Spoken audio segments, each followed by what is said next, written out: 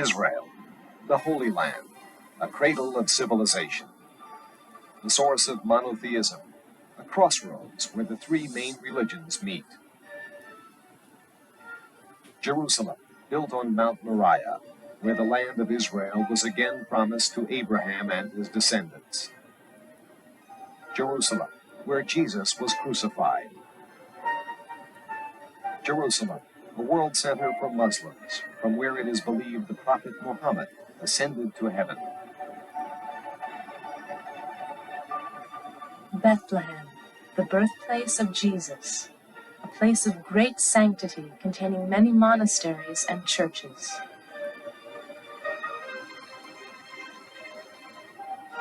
Nazareth, an insignificant village until the Annunciation was given to the Virgin Mary by the Archangel Gabriel.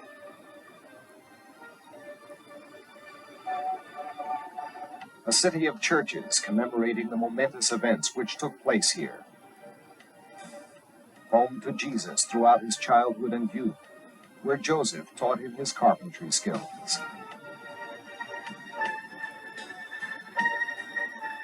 Nazareth, where Jesus preached in the synagogue.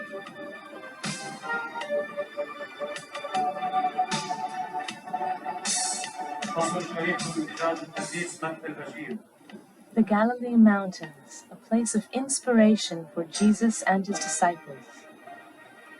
Mount Tabor, where Jesus was transfigured before Peter, James, and John. The Mount of Precipitation. Jesus jumped from here to escape his persecutors. Capernaum. This was a second home for Jesus. Here he performed many of his miracles and chose his disciples, Peter, Andrew, James, and John. Cana, where Jesus performed his first miracle at the wedding feast by changing water to wine. The Jordan River and the Sea of Galilee, where Jesus and his disciples spread the word and performed the miracles. The Holy Land, which throughout history nations have fought to conquer. Here, Jews and Christians struggled heroically against the rule of the Romans. The Holy Land, for the conquest of which the Crusaders fought their religious wars.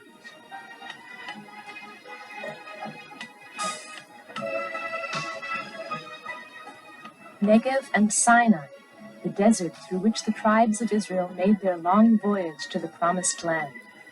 Here the Torah was given to the people of Israel.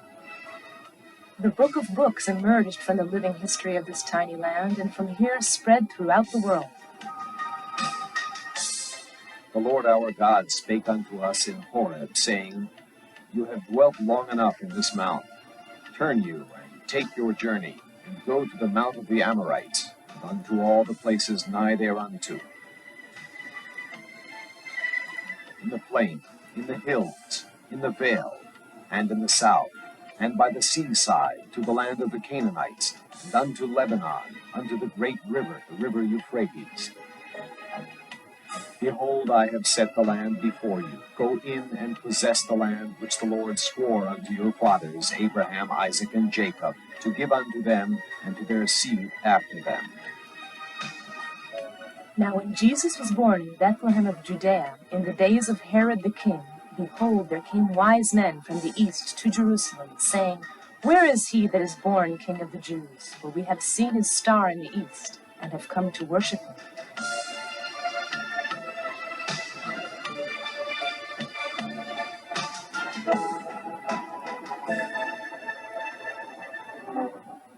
In the beginning, God created the heavens and the earth.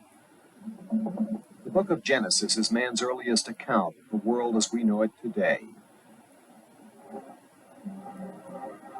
Was the world created some 5,000 years ago by divine initiative? Was it evolved for millions and millions of years?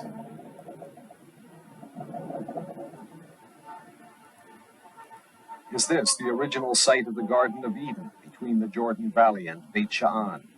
Or was it somewhere between the Tigris and the Euphrates?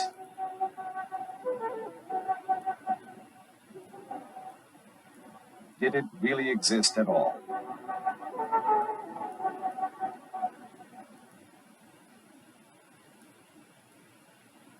The Bible, the unique embodiment of universal truth, the source of the world's three major religions.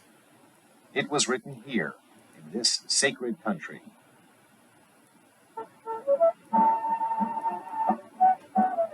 There is no country in the world so rich in contrast or so varied in appearance and moods as the tiny land of Israel. The Holy Land offers an almost limitless range of attractions for visitors from all over the world, no matter what creed or culture.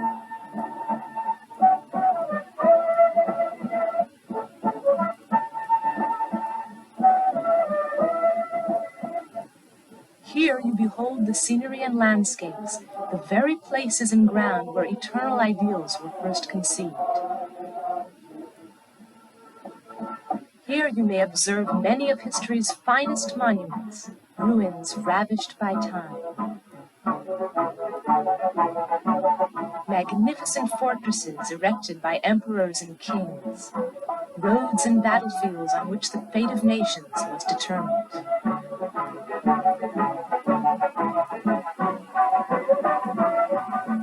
This is the land where no magic is required. You can turn the wheels of time and look into the past, the birthplace of events that shaped the course of humanity.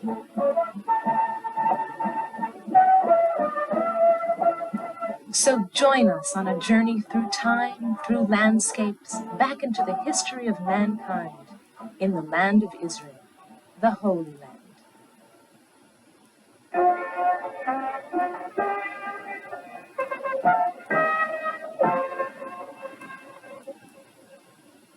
Abraham, father of the people of Israel, was born in Haran. His parents worshipped idols. The legend tells us that when he realized the existence of one God, he smashed the idols, proving that they are not all-powerful. Now the Lord had said unto Abram, Get thee out of thy country, and from thy kindred, and from thy father's house, unto a land that I will show thee. And I will make of thee a great nation, and I will bless thee, and make thy name great, and thou shalt be a blessing. And Abram took Sarai his wife, and Lot his brother's son, and all their substance that they had gathered, and the souls that they had gotten in Haran. And they went forth to go into the land of Canaan. And into the land of Canaan they came. And Abraham said unto Lot, Let there be no strife, I pray thee, between me and thee, and between my herdsmen and thy herdsmen, for we are brethren. Is not the whole land before thee? Separate thyself, I pray thee, from me. If thou wilt take the left hand, then I will go to the right, and if thou depart to the right hand, then I will go to the left. Then Lot chose him all the plain of Jordan, and Lot journeyed east, and they separated themselves the one from the other. Abram dwelled in the land of Canaan, and Lot dwelled in the cities of the plain, and pitched his tent toward Sodom.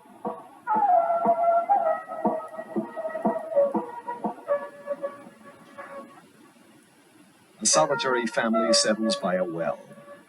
Abram, his wife Sarai, and their Egyptian maidservant Hagar. Later, Hagar will become the mother of Abram's son Ishmael, the forefather of the Arab people. The desert is the Bedouins' natural abode. Their nomadic life is reminiscent of the way our forefathers Abraham, Isaac, and Jacob lived over 3,000 years ago. Retaining their old customs and traditions, the Bedouin live but a few miles away from the modern 20th century city of Beersheba, the capital on the crossroads to the Negev.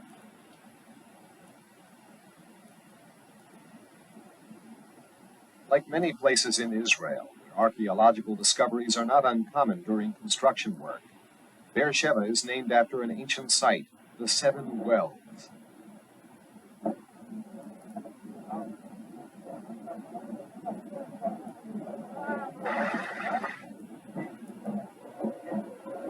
And when Abram was 90 years old and 9, the Lord appeared to Abram and said unto him, I am the Almighty God. Walk before me, and be thou perfect. And I will establish my covenant between me and thee, thy seed after thee, in their generations for an everlasting covenant, to be God unto thee, and thy seed after thee.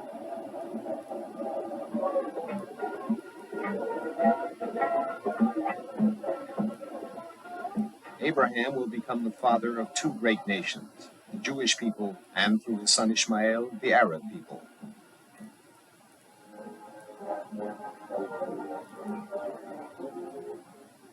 As the midday sun beats down on the plains of Mamre, Abraham takes shelter underneath this oak tree, now 4,000 years old.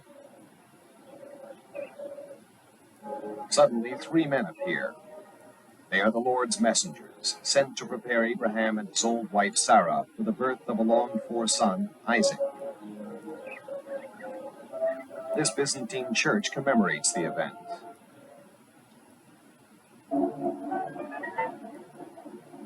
The Dead Sea. The Lord has decreed the destruction of Sodom and Gomorrah.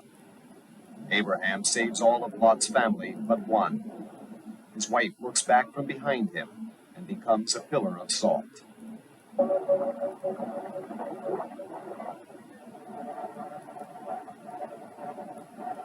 Abraham's faith in the Lord is put to the ultimate test when he is ordered to sacrifice his beloved son Isaac on Mount Moriah.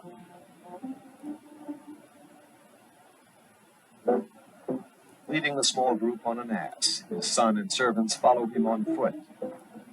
The wood for the sacrificial altar is carried by Isaac himself. As Abraham lifts the knife to slay his son, an angel of the Lord calls unto him from heaven, saying, Lay not thine hand upon the lad, for now I know that thou fearest God. It is here, on Mount Moriah, more than 1,000 years later, that the house of God is built on the same spot where a man's faith was first put to divine test, and it is by no means the last.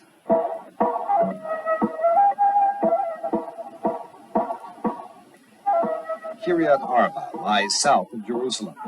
Kiryat Arba, also known as Hebron, is first mentioned in Genesis. These are the new quarters of the town.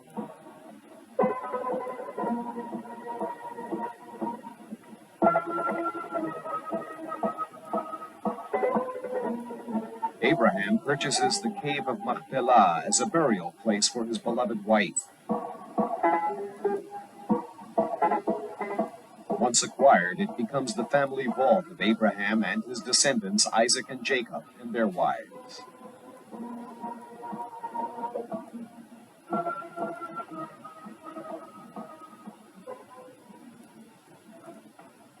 And Jacob dreamed, and behold, a ladder set up on the earth, and the top of it reached to heaven. And behold, the angels of God ascending and descending on it. In this dream, probably taking place at the bottom of these ancient stairs in Bethel, Jacob is promised the land of Israel.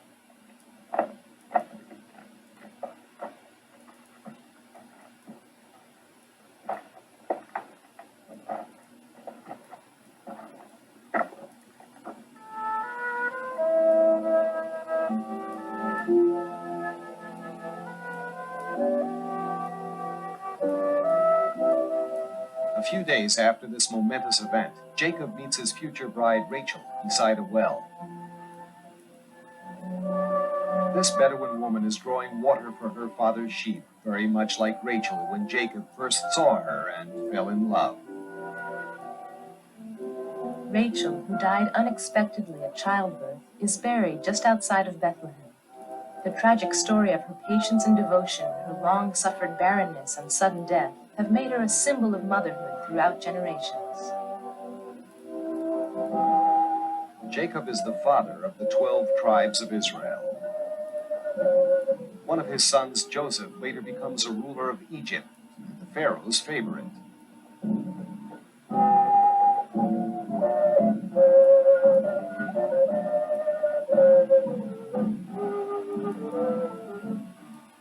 Here in Nablus lies the grave of Joseph, with whom started one of the great stories of the people of Israel, the Exodus from Egypt. Joseph was a shepherd with his brothers, during which time he told this dream. For behold, we were binding sheaves in the field, and lo, my sheaf arose, and also stood upright. And behold, your sheaves stood round about, and made obeisance to my sheaf. And his brethren said to him, Shalt thou indeed reign over us, or shalt thou indeed have dominion over us? and they hated him yet the more for his dreams and for his words.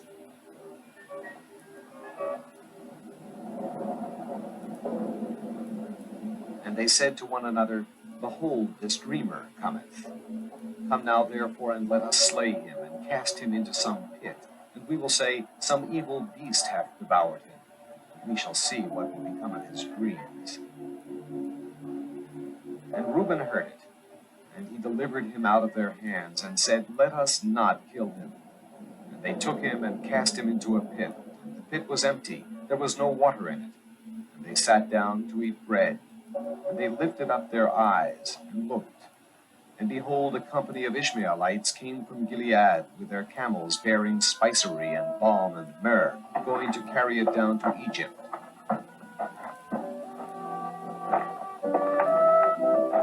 Joseph was taken to Egypt, where he eventually became advisor to Pharaoh.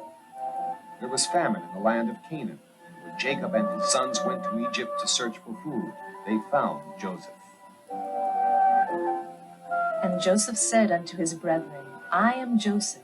Doth my father yet live? And his brethren could not answer him, for they were troubled at his presence. And Joseph said unto his brethren, Come near to me, I pray you. And they came near. And he said, I am Joseph your brother, whom you sold into Egypt.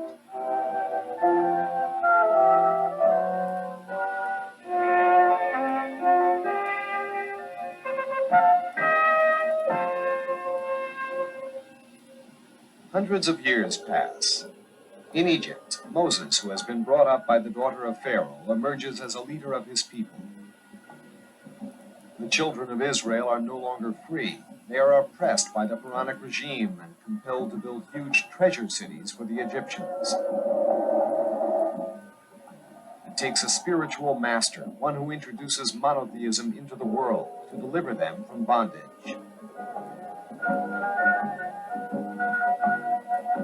After a long struggle against Pharaoh, Moses succeeds in taking his people out of Egypt. The soldiers of Pharaoh chase Moses into the Red Sea. And the Lord said unto Moses, Wherefore criest thou unto me? Speak unto the children of Israel, that they go forward. But lift thou up thy rod, and stretch out thy thin hand over the sea, and divide it.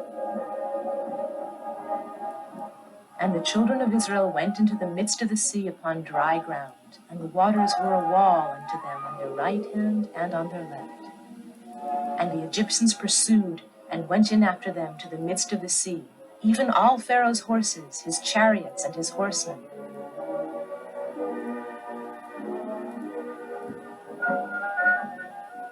Moses now leads the Israelites into the Sinai desert, there to wander for 40 years until they become a nation of free men. Here on Mount Sinai, with 600,000 living men and women as witnesses, the 10 Commandments are given. I am the Lord thy God, which have brought thee out of the land of Egypt, out of the house of bondage. Remember the Sabbath day, to keep it holy. Honor thy father and thy mother. For the Lord thy God bringeth thee into a good land, a land of brooks of water, of fountains and depths that spring out of valleys and hills, a land of wheat, of barley and vines, and fig trees and pomegranates, a land of oil, olives, and honey.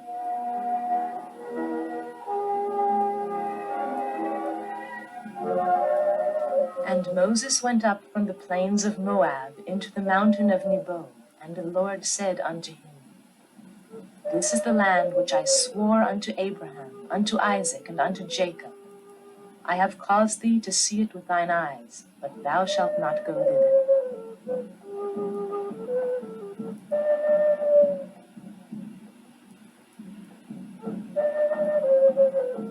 And so it was that Moses died, having never set foot in the promised land, and is buried in Moab in Transjordan, but no man knows where, even to this day.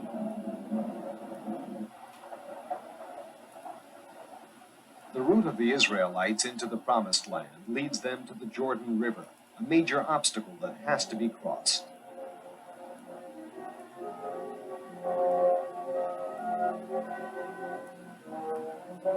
The Promised Land is now inhabited by people who worship idols.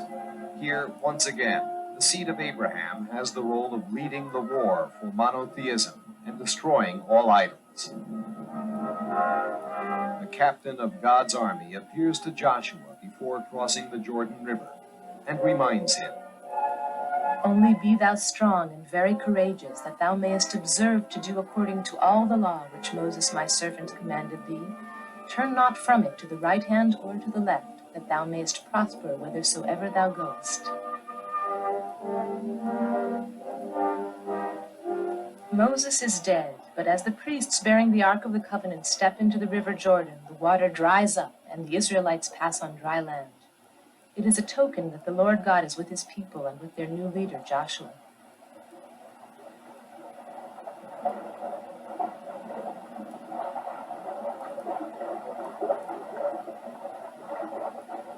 Having crossed the river, the children of Israel camp in Gilgal on the plains of Jericho to spend the Passover.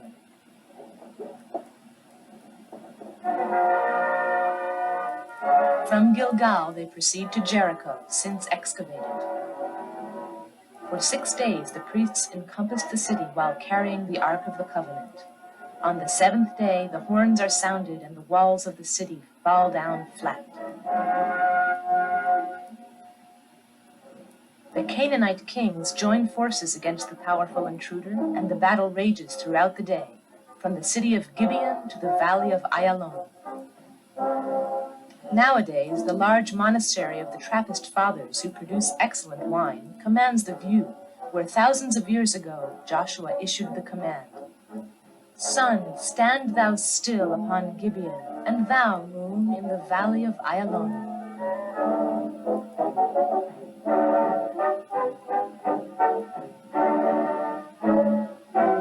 Taking over the Promised Land was a long and arduous process.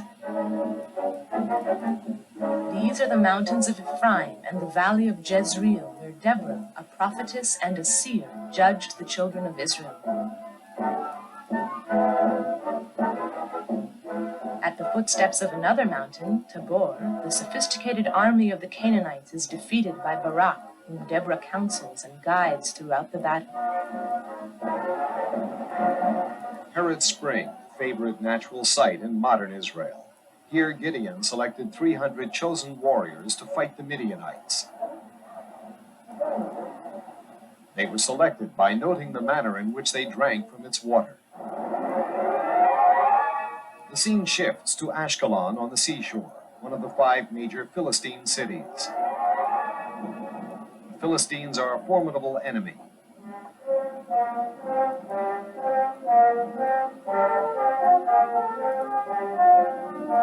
A legendary hero appears, Samson, a man of immense strength, dedicated to God from the womb. Samson spreads terror and havoc among the Philistines, only to succumb later to the guiles of Delilah, a Philistine courtesan to whom he reveals the secret of his power. He is taken captive and his eyes are gouged out. In this wondrous tale of physical and spiritual power, he is redeemed by faith. Held prisoner in the Philistine temple, he shatters the 2 main pillars and the entire roof caves in on the crowd. So the dead which he slew at his death were more than those that he had slain in all his life.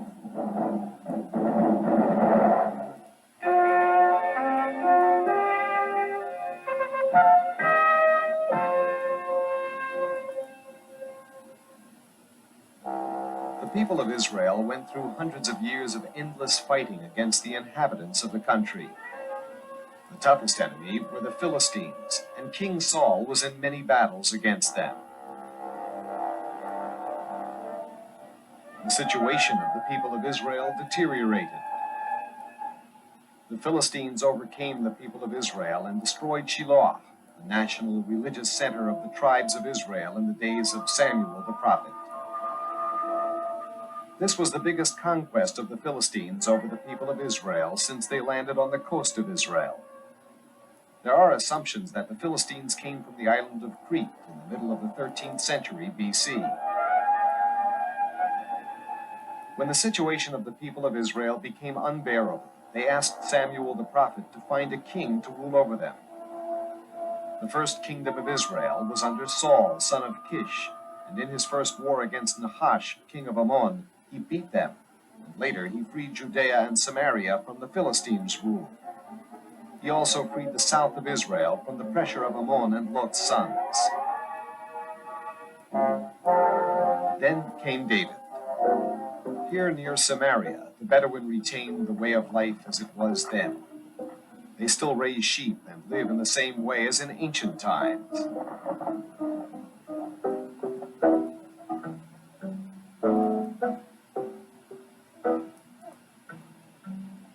And Samuel said unto Jesse, Are here all thy children? And he said, There remaineth yet the youngest, and behold, he keepeth the sheep. And Samuel said unto Jesse, Send and fetch him, for we will not sit down till he come hither.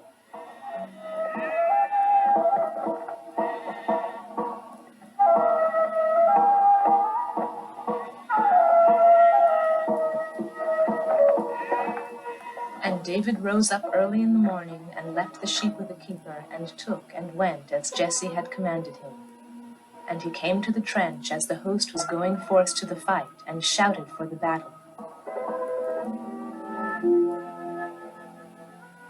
Here begins the famous story in which little David prevails over Goliath. This is the valley of Elah.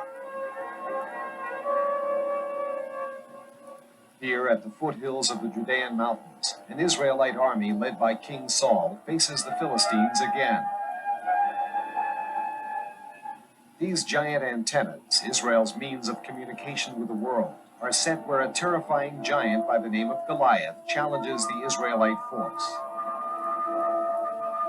The challenge is met by young David, an unknown youth. Judging him by appearance, Goliath mocks the young boy who dares to face him. And David put his hand in his bag and took out a stone and slung it, and smote the Philistine in the forehead, and he fell upon his face to the earth. David, elevated from the position of the youngest brother who tends his father's sheep in the peaceful valley of Judea, is chosen by God to become a king. War threatens once again, this time on the slopes of Mount Gilboa by the valley of Jezreel. King Saul and his sons are killed in battle. The house of Saul is succeeded by the house of David, which is to rule for hundreds of years. Hebron, the city where David was anointed king and where he reigned for 7 years. And the men of Judah came, and there they anointed David king over the house of Judah. And they told David, saying that the men of Jabesh Gilead were they that buried Saul. The people of Israel came back to the ancient land and settled the country. King David decided to turn his capital from Hebron to Jerusalem. But first he had to conquer the city. It was strongly defended by the Jebusites.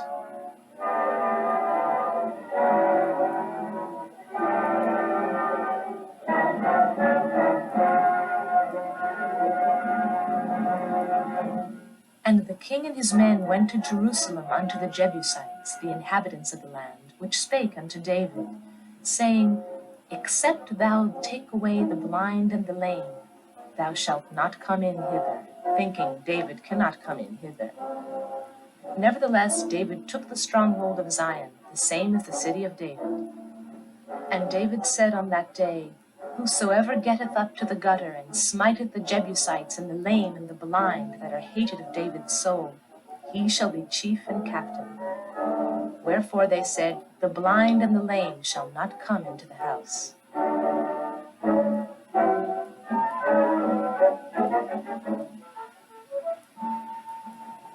For the Jews, once again, Jerusalem became the capital. However much it is developed and modernized, the Jews are eternally bound to this city, and it remains the heart of the Jewish people.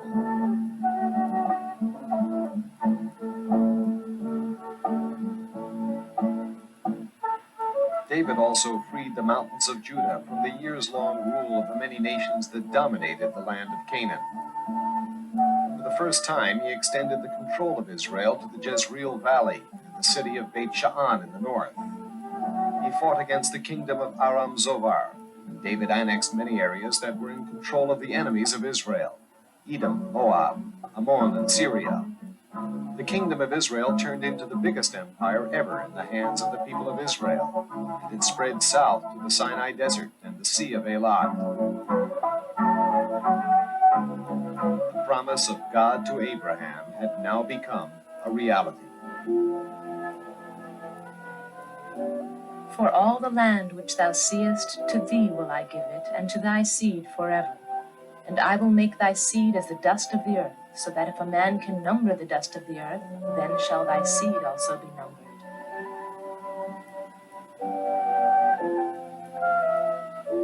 And I will establish my covenant between me and thee and thy seed after thee in their generations, for an everlasting covenant, to be a God unto thee, and to thy seed after thee.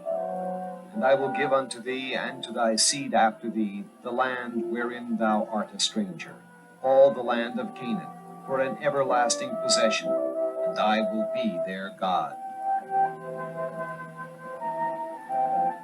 Here in Jerusalem, King David, who was a great harpist and poet, wrote the Psalms. O give thanks unto the Lord, call upon his name, make known his deeds among the people. Sing unto him, sing psalms unto him. Talk ye of all his wondrous works. He hath remembered his covenant forever, the word which he commanded to 1,000 generations.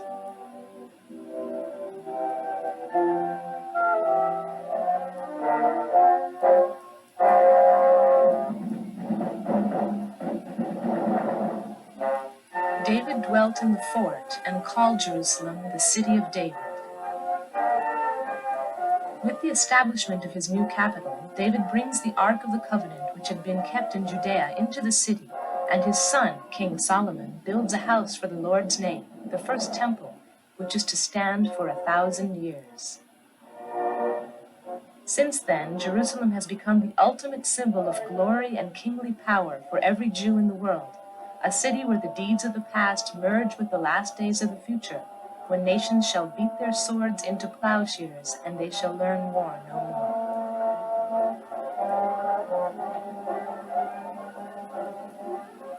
For 3,000 years since David first entered its citadel to establish his kingdom, and unto this day, it has remained and will remain Jerusalem of gold.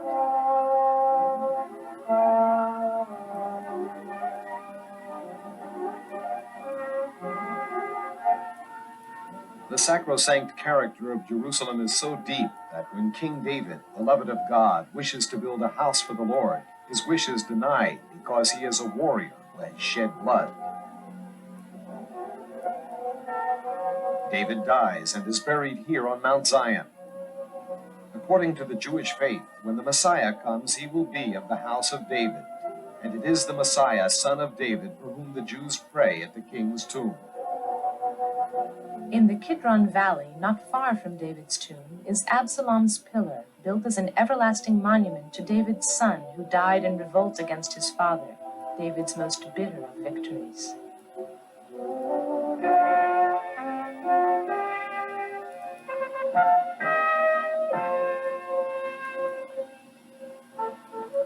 As soon as his rule is established, King Solomon starts the actual construction of the house of the Lord, where the Holy Ark will stand. His empire now stretches far and wide. He takes advantage of his control of the port of Jaffa, through which he brings in the finest materials to be found.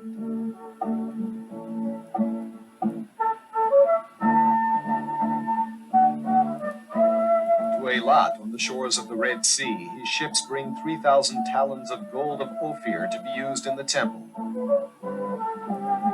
Today, a resort beach town known throughout the world, in ancient times, Eilat was Solomon's gateway to the east.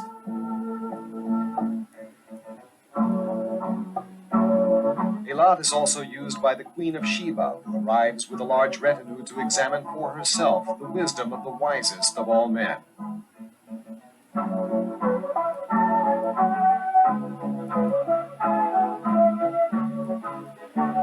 Then Solomon began to build the house of the Lord at Jerusalem on Mount Moriah. A permanent altar is to be built on the same spot where Abraham was ordered to sacrifice his son to the Lord. And the house which King Solomon built for the Lord, the length thereof was 80 cubits, and the breadth thereof 20 cubits, and the height thereof 30 cubits. And the oracle he prepared in the house within, to set there the ark of the covenant of the Lord. So Solomon overlaid the house within with pure gold, also the whole altar that was by the oracle, and he overlaid it with gold. So was ended all the work that King Solomon made for the house of the Lord. Then Solomon assembled the elders of Israel and the heads of the tribes, and the priests brought in the ark of the covenant of the Lord unto this most holy place. The sacred work of building the temple now complete, Solomon devotes his wealth and attention to other construction works.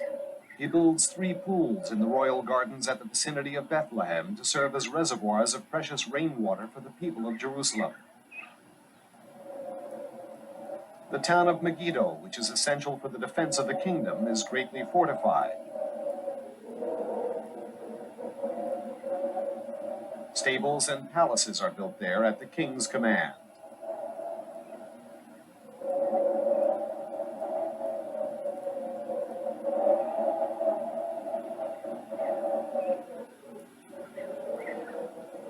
Although the people of Israel enjoy peace and prosperity, King Solomon does not neglect to prepare for worse times for him and his sons to come.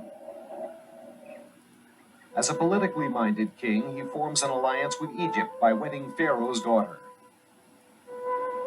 The great king, who has no less than 1,000 wives, writes the noblest love poem of all times, the Song of Songs.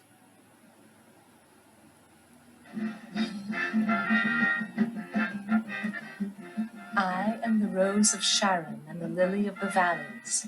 As the lily among thorns, so is my love among the daughters.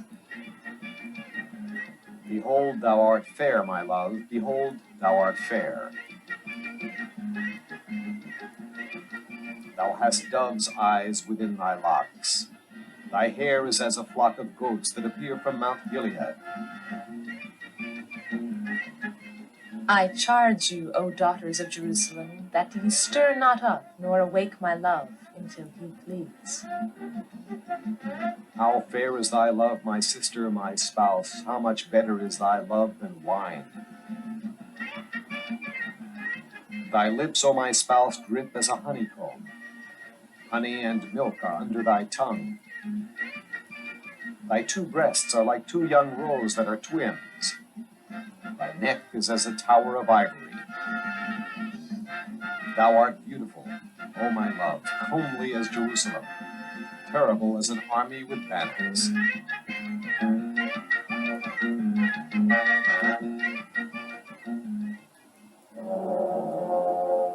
Peacetime is over. Solomon is dead, the kingdom divided. The house of David still reigns over Jerusalem and Judea, but a new capital is established in Samaria under the house of Omri.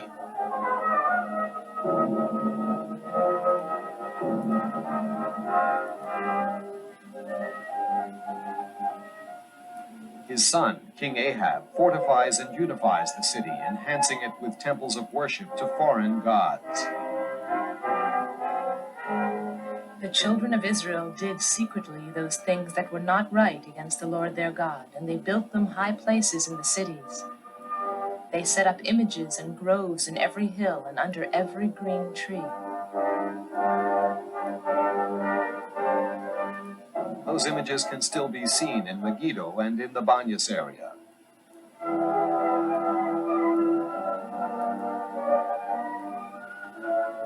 Despite the change of the religious climate, fearless and uncompromising men appear, the prophets Elijah, Jeremiah, and Isaiah.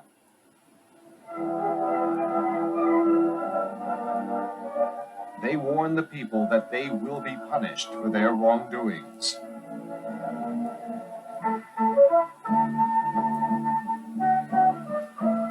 This is Haifa, capital of the north. one of the most alluring cities in Israel, where sea and mountain meet. The cable car goes to Mount Carmel, where the Carmelite monastery stands and which was built to mark the story of Elijah and his fight against the prophets of Baal on the Carmel mountain range. Here, Elijah continued the fight against idols by proving to the prophets of Baal that their gods cannot perform miracles.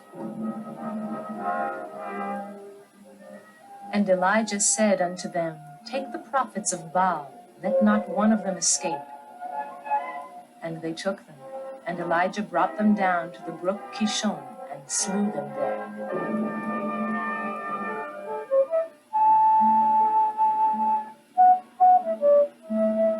Mount Carmel became holy for both Jews and Christians.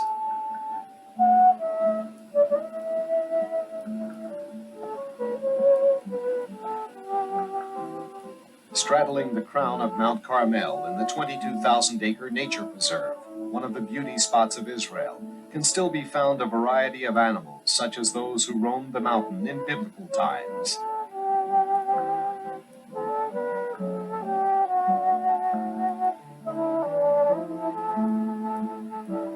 Uzziah's reign from 791 to 739 BC marked the height of Judah's power. The nation prospered, and desert areas were reclaimed by water conservation. Jerusalem's walls were reconstructed, towers were added, and engines of war were mounted at strategic points.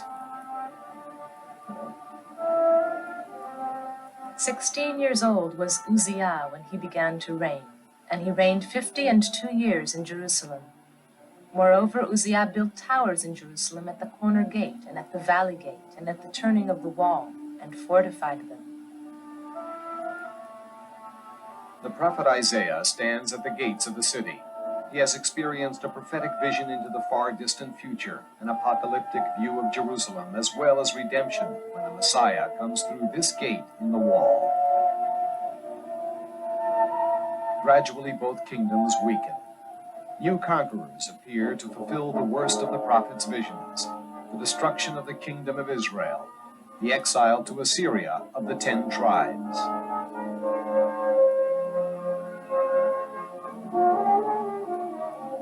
Thousands of Jews are cut off from the rest of the nation forever. A century later, Jerusalem is conquered by the king of Babylon, and the remainder of the nation faces a similar destiny: exile. The house of the Lord is burnt to ashes.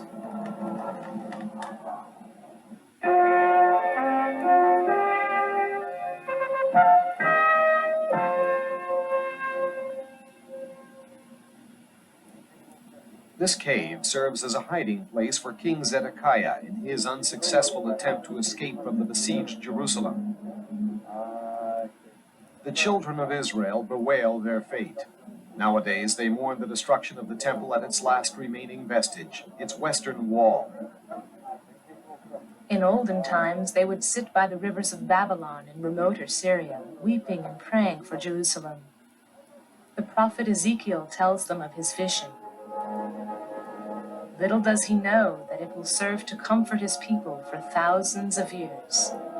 The hand of the Lord was upon me, and carried me out in the spirit of the Lord, and set me in the midst of the valley, which was full of bones. Son of man, can these bones live? O Lord God, thou knowest. O ye dry bones, hear the word of the Lord. Behold, I will cause breath to enter into you, and ye shall live. And I will lay sinews upon you, and will bring up flesh upon you, and cover you with skin, and put breath in you, and ye shall live. And ye shall know that I am the Lord.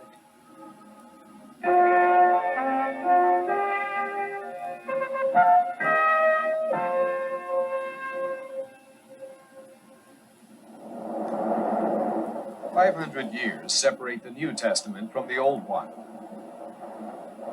During this period, momentous developments take place over the entire Mediterranean region. A new power establishes its rule over the area, the Seleucids. The children of Israel return to their homeland. The exile of Babylon is over. In Indeed, Babylon itself is no more. They are granted permission to return to Zion by Cyrus, king of Persia. Around Jerusalem, near Modi'in, the Maccabeans, a local Jewish family of patriots, are about to engage in battle with the Greek legions. The clash between the two cultures is inevitable. The Greeks have provoked the rebellion by imposing a pagan cult upon the Jews. The Maccabeans succeed in overthrowing foreign rule, and once again a kingdom is established in Israel, known as the House of the Hasmoneans.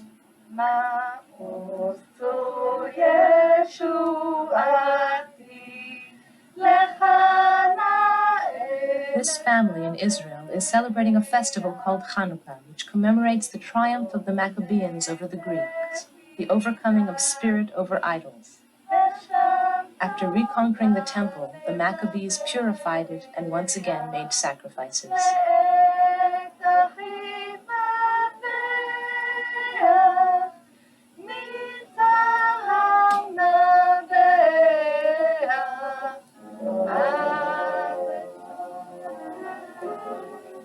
After the conquest of Judah by the Romans, an endless war begins between the philosophy of the Romans and the Jews and the Christians. The climax of this is the crucifixion of Jesus and the burning of the temple.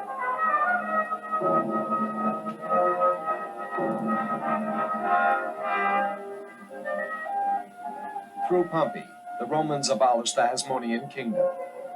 Gabinius, the Roman ruler in the area, divided the land into 5 regions. He built new cities, destroyed Jewish cities in the process, and settled them with foreigners, an act which caused a rebellion.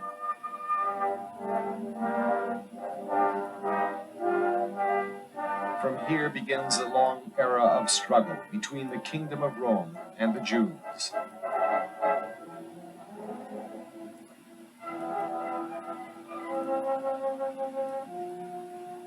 This is the city of Beit Shan, south of the Sea of Galilee.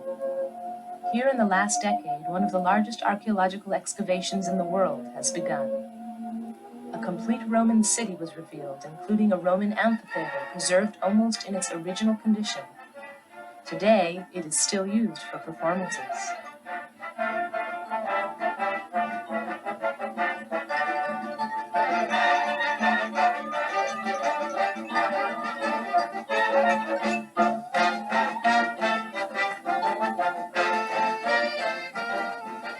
The Romans bring their architecture and culture to Israel. They develop the country with new technologies. This aqueduct in the western Galilee is a fine example of their workmanship.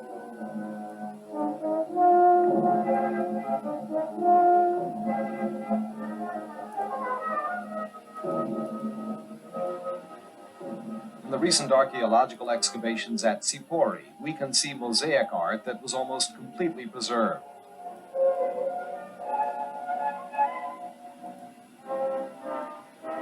The Romans also established Roman law in the land instead of the law of Torah. They taxed the Jews heavily, and in the period of the ruler Pilate, they even took treasures from the temple in Jerusalem as taxes. Caesarea on the shores of the Mediterranean.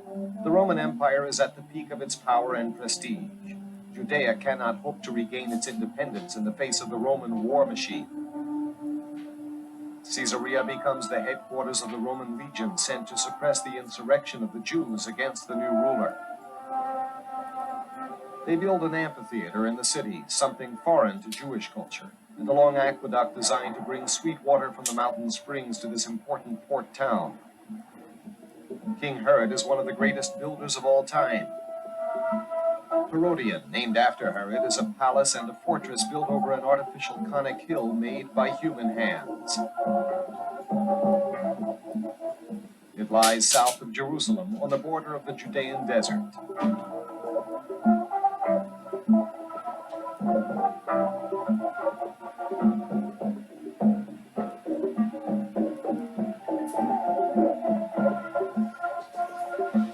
King Herod is appointed to his office by the Romans. Despite the fact that he is married to a descendant of the Maccabeans, the Jews do not look upon him as their legitimate ruler. dissatisfaction develops and a revolt breaks out in the Galilee. The heartless king sends Roman troops to suppress the rebels. This mountain, Mount Arbel, witnesses a cruel battle where the Roman troops drag rebels out of these caves using long hooks and throw them over the cliff. So the king, living in fear of his life, is busy fortifying the marvelous palaces he builds throughout the country for the king's leisure and protection. In an endeavor to please his dissatisfied subjects, this master architect rebuilds the temple in Jerusalem. Today, only the western wall remains of this enormous building, the second house of the Lord. Even in modern times, the tremendous size of the stones and the manner in which they were brought and put together to support the building is astounding.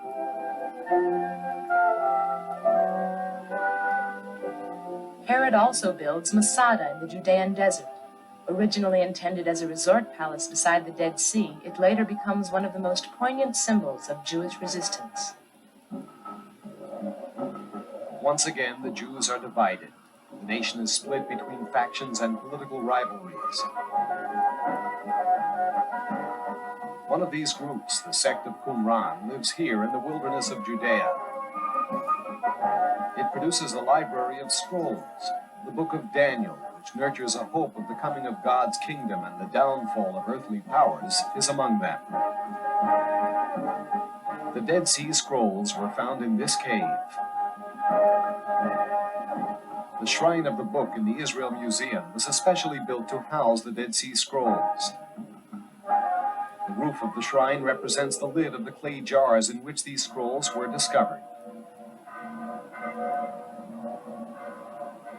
In this period, a child by the name of Jesus is born.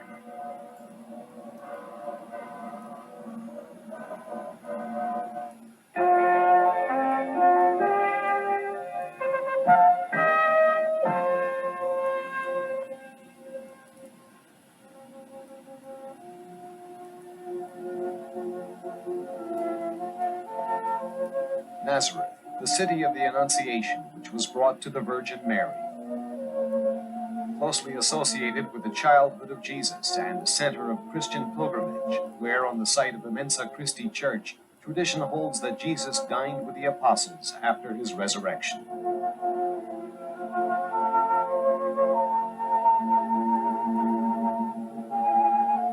The Roman Catholic Church of the Annunciation, built in 1966 on the site of the Franciscan Church dating back to the 2nd century.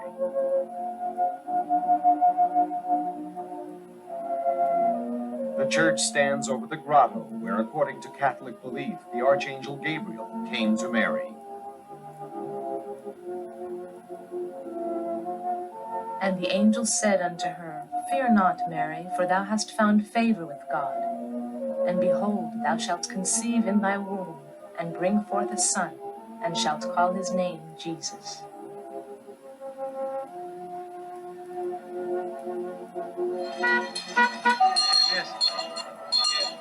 Christmas in Nazareth. Midnight Mass. Millions of pilgrims come from all over the world for the Mass which is held here.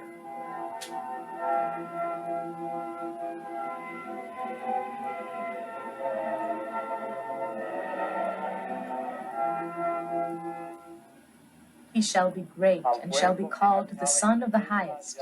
And the Lord God shall give unto him the throne of his father David. And he shall reign over the house of Jacob forever, and of his kingdom there shall be no end. Das im Dunkel lebt, schaut ein großes Licht. Und über denen, die im Land der Finsternis wohnen,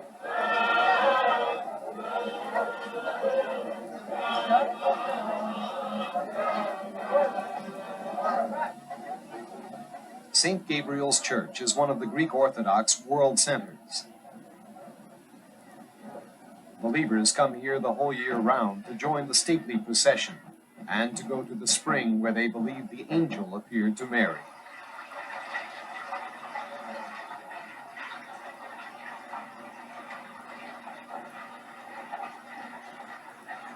The only site that can be definitely identified as dating back to New Testament times is the town well, now called St. Mary's Well.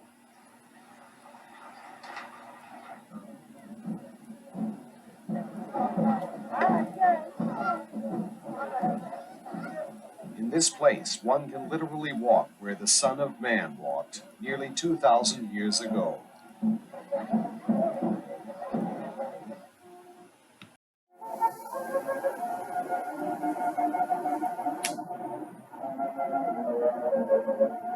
In Roman times, Nazareth was a small town in the mountains of Galilee.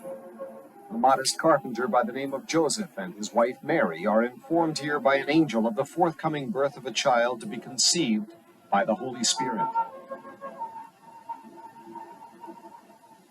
We count centuries and we count years from the time Jesus was born. In fact, Jesus was not born in the first year of the Common Era, but approximately 4 years before that, in 4 BC, the same year that King Herod died. Bethlehem, a town in the Judean mountains where Rachel is buried. Jesus is born here. His name shall be called Wonderful Counselor, Mighty Father. When King Herod hears that the King of the Jews has been born, he orders the slaughter of all newborn infants in Bethlehem, and some say in his entire kingdom. Jesus is saved since his family is forewarned in time to escape the country. A group of shepherds watching their sheep behold an angel who says to them, Fear not, for unto thee is born this day in the city of David a Savior, who is Christ the Lord.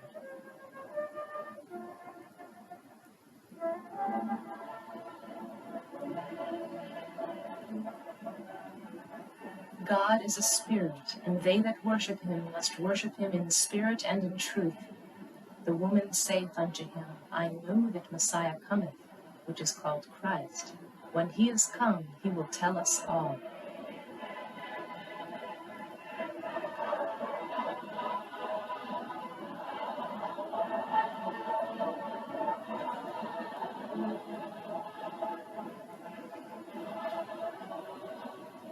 Only a few weeks had passed when Mary and Joseph went up to Jerusalem to dedicate their son in the temple.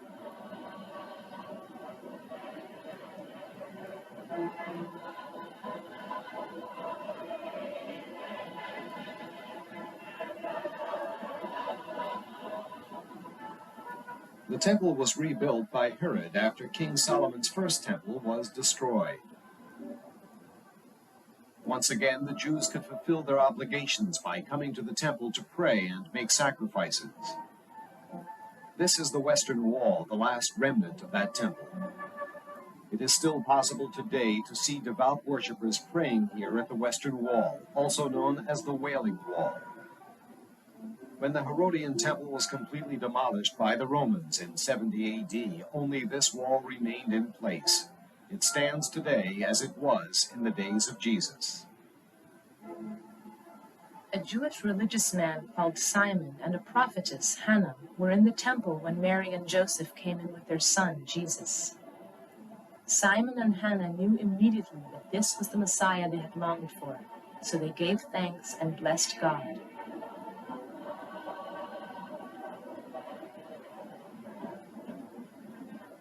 During most of his childhood and youth, Jesus lived in Nazareth. The New Testament Gospels do not give much background about the boyhood of Jesus or of his brothers or sisters, but it is widely known that Mary and Joseph were loyal in raising Jesus in accordance with the laws of the book. Here is a new excavation under the city where it is believed Jesus lived with Mary and Joseph and his brothers and sisters in a simple dwelling made of clay, straw, and wood. Joseph, as a devout Jew, would have told his son about the history of his people and how God made a promise to Abraham, saying, Behold, my covenant is with you, and you shall be the father of a multitude of nations.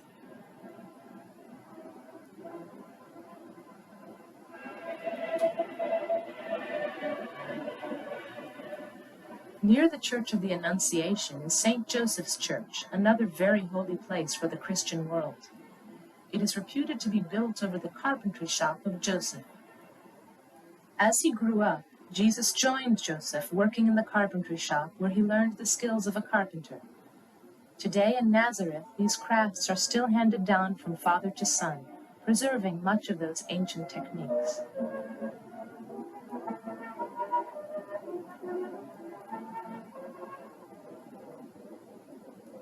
This is the Judean desert, where people can enjoy the wildness of the desert only half an hour from Jerusalem.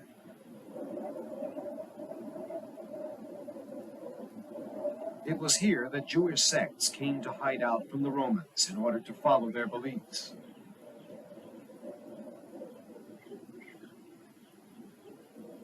An arid desert by the Dead Sea, a barren, unhospitable area where David once hid from Saul. Here, hermits, refugees, and fugitives from the law have always found sanctuary and seclusion. At the spot where the Jordan River meets the Dead Sea, John the Baptist is preaching. People from all over the country come to confess and be baptized. A newcomer from far-off Galilee, young Jesus, is among them. John is aware that he is only a messenger. To the people around him, he says, I indeed baptize you with water unto repentance, but he that cometh after me is mightier than I, whose shoes I am not worthy to bear. He shall baptize you with the Holy Ghost and with fire. The Christian village of Nes Amim, located in the Galilee, a region where Jesus and his disciples preached. Christians come to Nes Amim for special seminars where they study the way Jesus prayed and taught in his original language.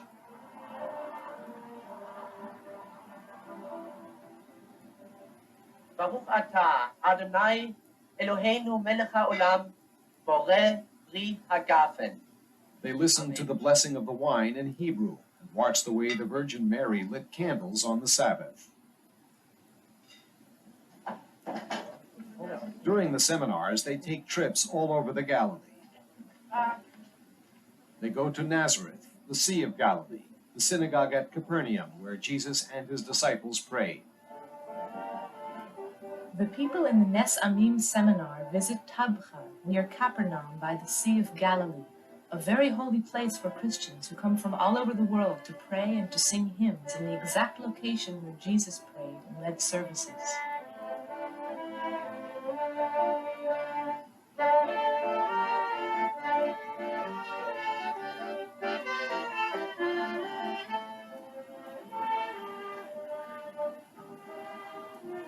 Jesus meets 4 of his future disciples by the Sea of Galilee, Peter and his brother Andrew, and another pair of brothers, James and John. All 4 are fishermen. Follow me, Jesus tells them, and I will make you fishers of men.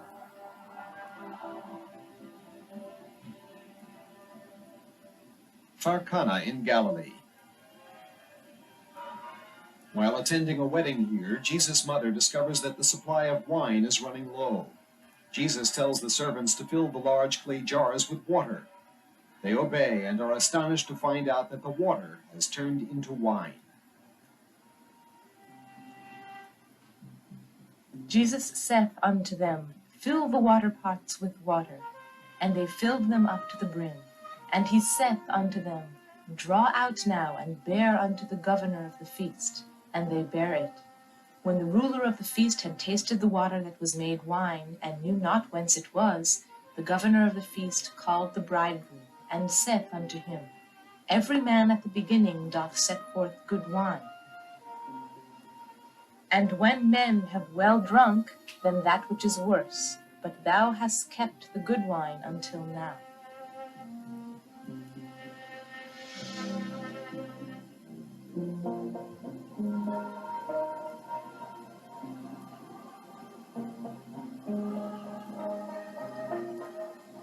They follow him to Capernaum.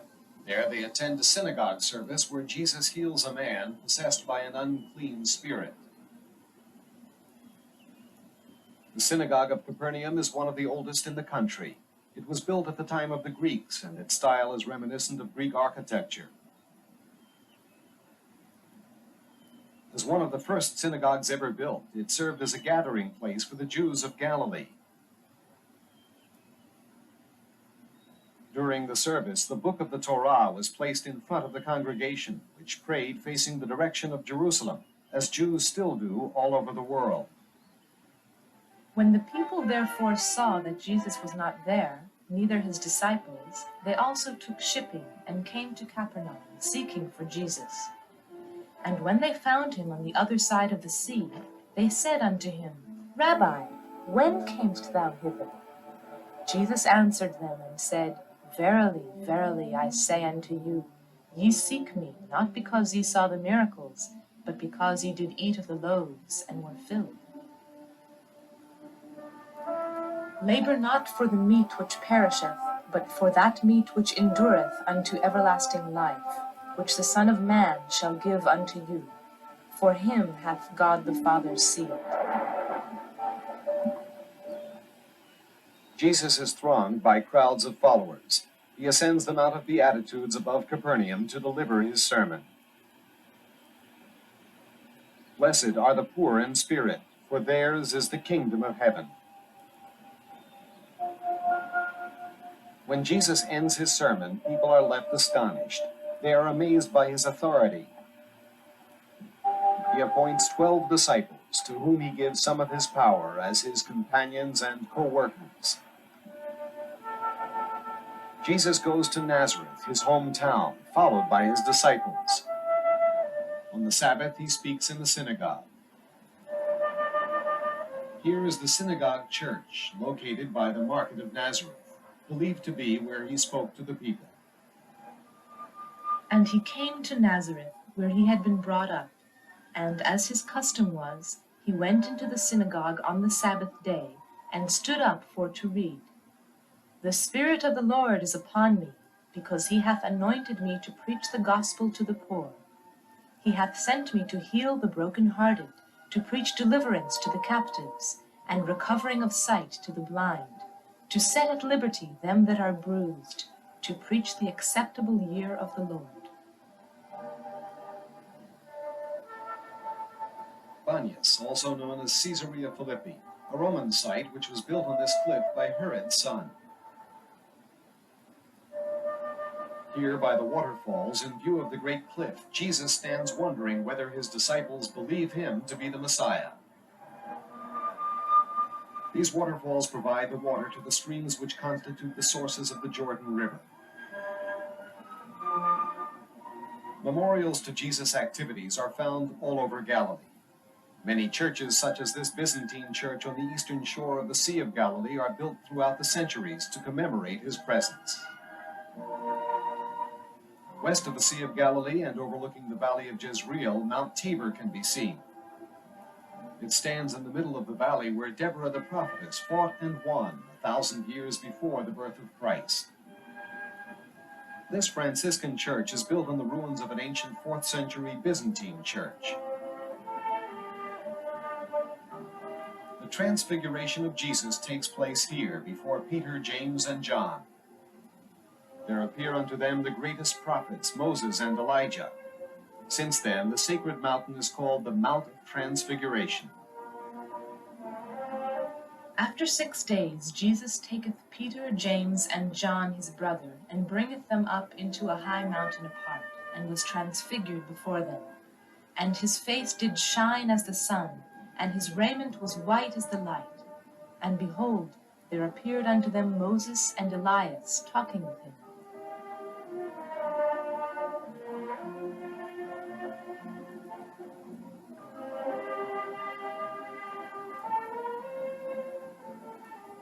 The Mount of Blessing overlooking Nablus. Here, where their temple once stood, Samaritans offer the annual Passover sacrifice.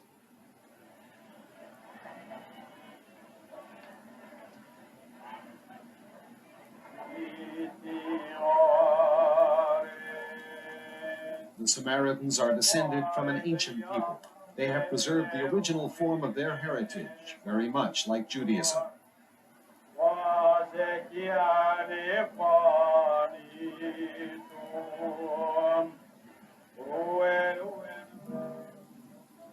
Preparations for Jesus' formal entry into Jerusalem were made here in the village of Bethany.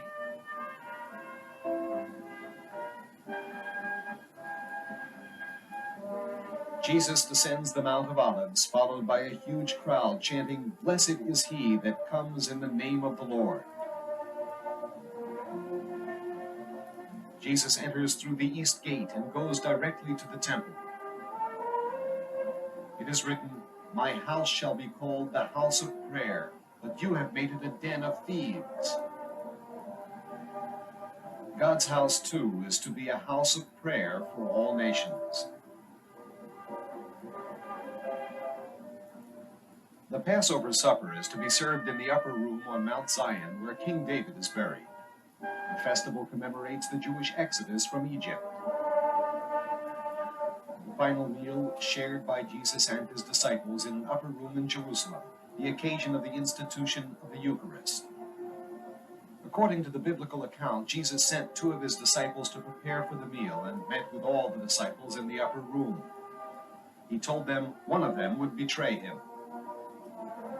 And as they did eat, Jesus took bread and blessed and brake it and gave to them and said, "Take, eat, this is my body." And he took the cup, and when he had given thanks, he gave it to them, and they all drank of it. And he said unto them, "This is my blood of the New Testament, which is shed for many." While Peter and John are making their way to Mount Zion, Judas Iscariot is going to the chief priest. When supper is over, they walk through the valley of Kidron and into the Gethsemane. Here in the garden that now surrounds the Franciscan church, Jesus feels that his end is near. A crowd of soldiers led by Judas crosses the garden and seizes Jesus. While Jesus was praying, the soldiers came and arrested him and led him through the Kidron Valley over to the house of Caiaphas, the old priest.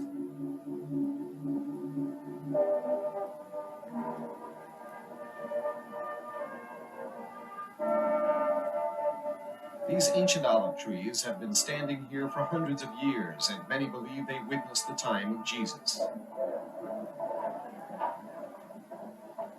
The Via Dolorosa. It is Friday, and Jesus, dressed in a purple robe, is led through the city. The procession passes through 14 stations, one of which being this monastery, Ecce Homo, behold the man. The crowd follows, chanting, "Hail, King of the Jews! Let him be crucified! Let him be crucified!"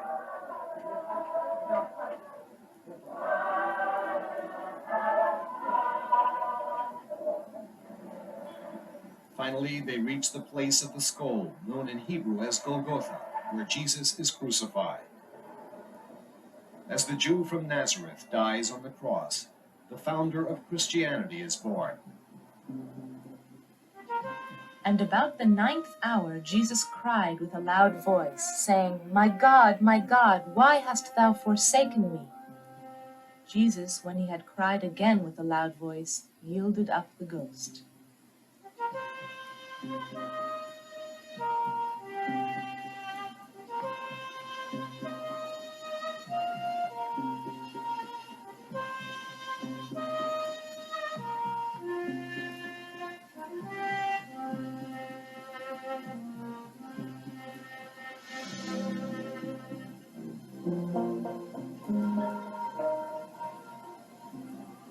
The Church of the Holy Sepulchre is the most sacred church in the Christian world. Jesus is stripped of his garments in an area now enclosed by the church and nailed to the cross on which he dies. His body is then taken down from the cross and laid here, according to Catholic tradition, in the sepulchre.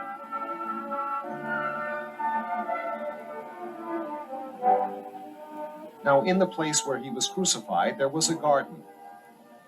Protestants, on the other hand, believe that Jesus was laid in this garden tomb near the gate of Nablus.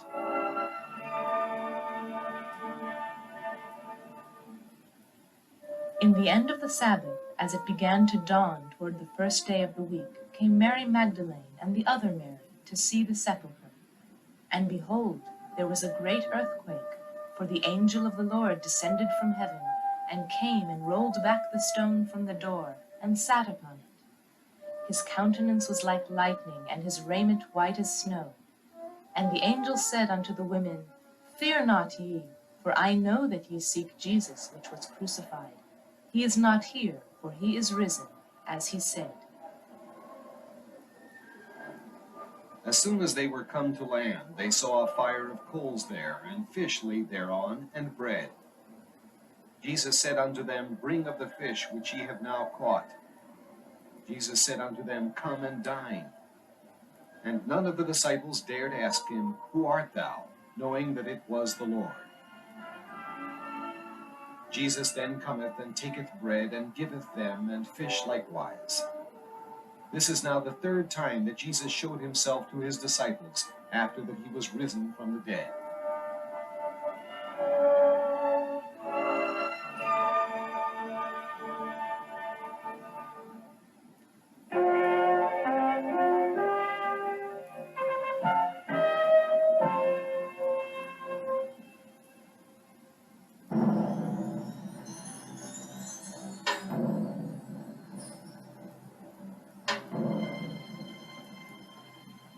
The destruction of the Second Temple, the total destruction of Jerusalem, and the exile of the Jewish nation is far more tragic and horrifying than had been foreseen.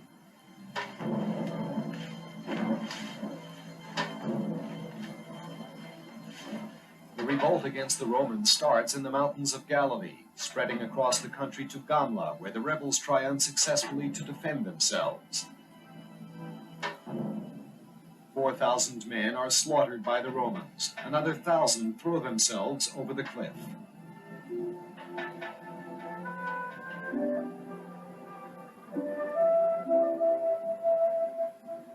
Every spring, people from all over the country gather and walk to Yod Fat to celebrate what they call some days of music and nature. They walk up to the site of the old Yod Fat, where the Jewish rebels hid, and turn the caves where they were hidden into a place of music. The insurrection ends in the greatest Jewish calamity of all times until the Holocaust. Masada, situated 400 meters above the Dead Sea. It was built and fortified by King Herod as a place of refuge against a possible Jewish insurrection, or worse still, against an Egyptian invasion led by Cleopatra, Queen of Egypt.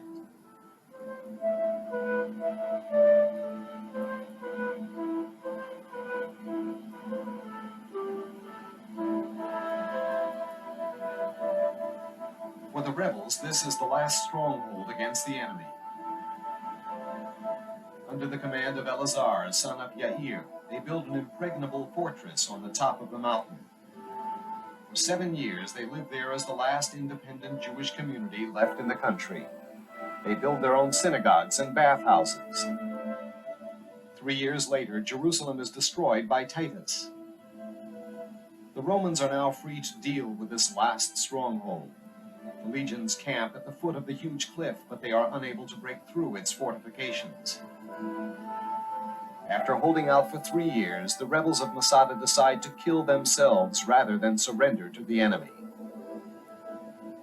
Every one of whom lay himself down by his wife and children on the ground, threw his arm about them, then offered their necks to the stroke of those who by lot executed that melancholy office. Finally, the Romans entered the palace containing the multitude of the slain, but could take no pleasure in the fact.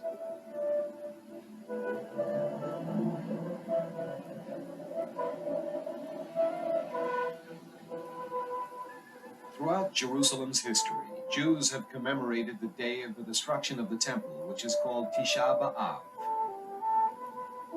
Jews commemorate Tisha B'Av all over the world.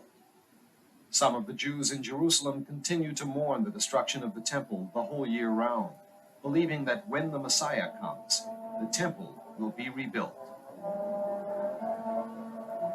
How doth the sea sit solitary that was full of people, she that was great among the nations and princess among the provinces, how is she become tributary?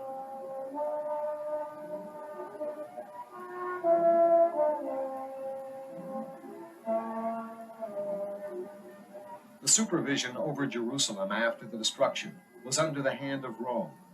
Jerusalem was declared the property of Caesar. Jerusalem was almost empty of its inhabitants. The historian Josephus Flavius says that one could not recognize that once there was any settlement in Jerusalem. On the destroyed sites of Jerusalem, the camp of the 10th Legion was erected.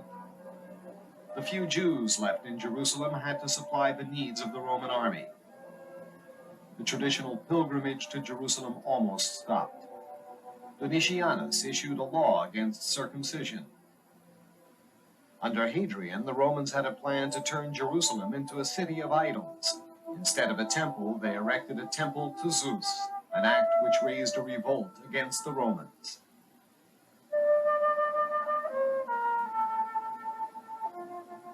Recognition of Christianity by the Roman Emperor Constantine in the 3rd century AD brings the flourishing of Christian Jerusalem. The Christians erect splendid buildings here to commemorate the crucifixion of Jesus in this city.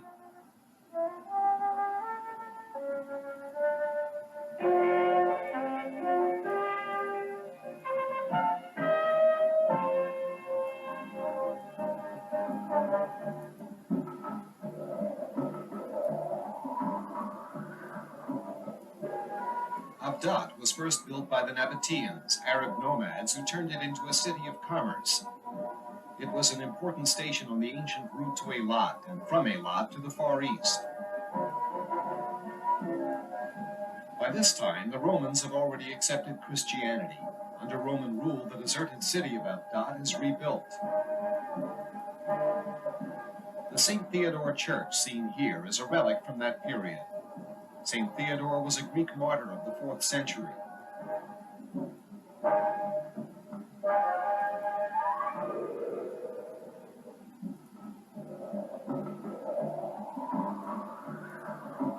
This monastery stands next to the church. It was built by Christian monks who had decided to settle here in the wilderness of the Negev. The Byzantines have left remarkable signs of their rule in the land. Numerous churches, castles, and fortresses. Yet some Jews would always remain in the country, trying to preserve their heritage. They managed to maintain the Jewish Supreme Court, Sanhedrin, which sits here in Bet Sha'arim. Bet Sha'arim is also the home of one of the most famous Jewish scholars, Rabbi Yehuda Hanassi, who compiles the Mishnah.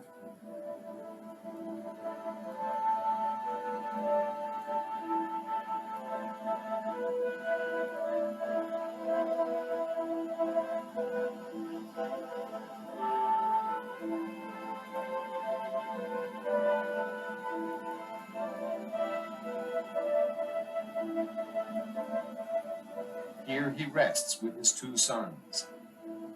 Stone coffins engraved with various motifs in the chambers of the catacombs.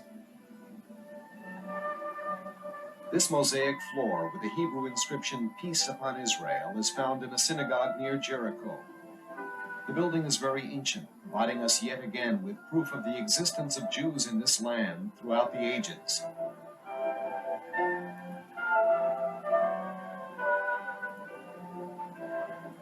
May they be well remembered.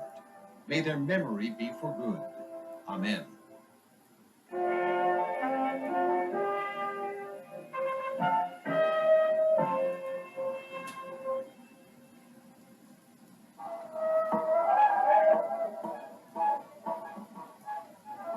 The Muslims conquer the country.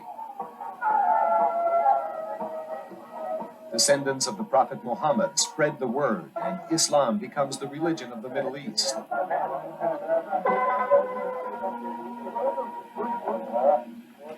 The temple area is renamed El Haram Sharif after Sharif Omar, who conquers the city.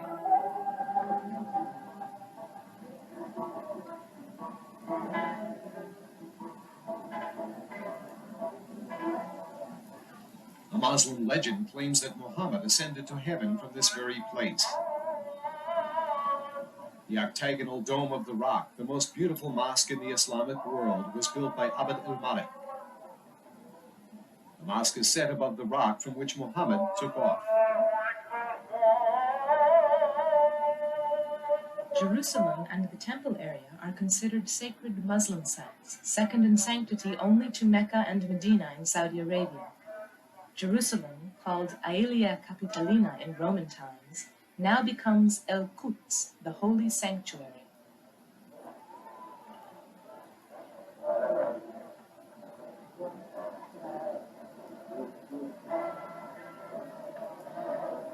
Ancient Jericho, renamed Tel es Sultan by the Muslims.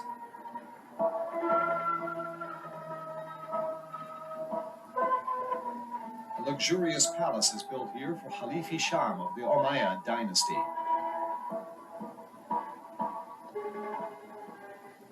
Damascus, the Umayyad capital, is far away in Syria, and the palace in Jericho serves as a winter resort for the Muslim rulers. During Muslim rule, many mosques are built around the country, particularly in major cities such as Hebron and Jerusalem, adding yet another layer of religious significance.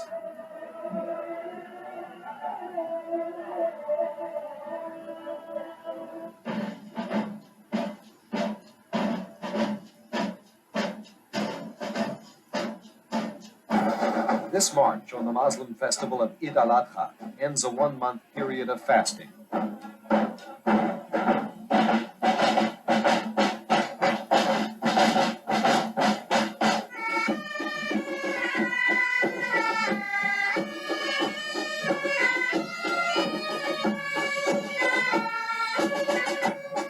Around the world, Muslims celebrate for 3 days, and Jerusalem is the center of these celebrations.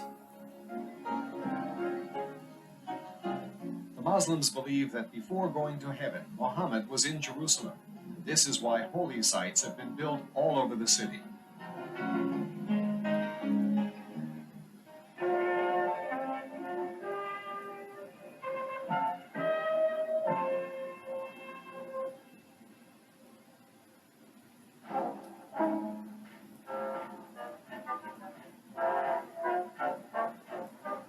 The Christians return to the Holy Land. Europe bitterly resents the Muslim presence here.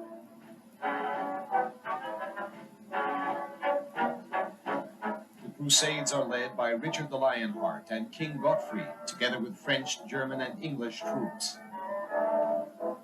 This fortress, Belvoir, is aptly named by the French Crusaders who built it.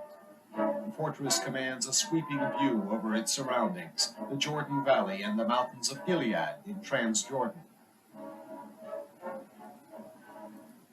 Yet the country is never entirely deserted by the Jews.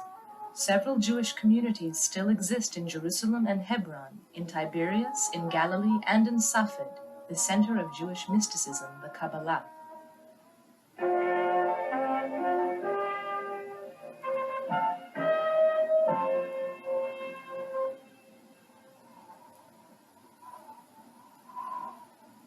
The country is taken over and retaken time and again. Salah ad-Din, the Muslim warrior, recaptures the land, and the Muslims return to the holy sites. The walls surrounding Old Jerusalem are built on ancient fortifications. They are increased to their present height during the time of the Turks. The walls around the city have gates which are still commonly used for entering Old Jerusalem. The wheels of time keep turning. Like many a conqueror before him, Napoleon Bonaparte dreams of founding an Eastern Empire. He would like to cut off India from British control. As it has throughout the centuries, the land of Israel lies in the way. Napoleon fights in Gaza and invades the country, pushing north. Napoleon is defeated at the fortress of Acre and forced to flee.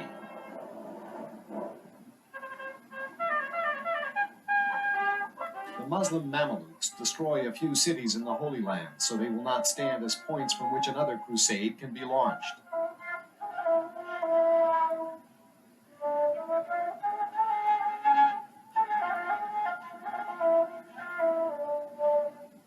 In the land of Israel, a spiritual Muslim culture is developed. The Mamelukes establish about 50 schools for teaching the Muslim religion. The Holy Land becomes an Orthodox Muslim country.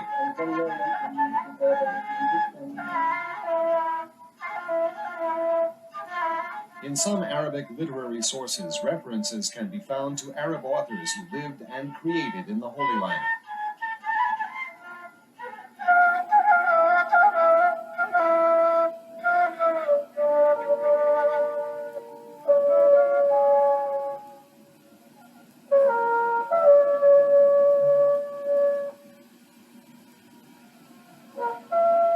war between the Mamelukes and the Ottomans brings about the rise of power of the Bedouin tribes in the land.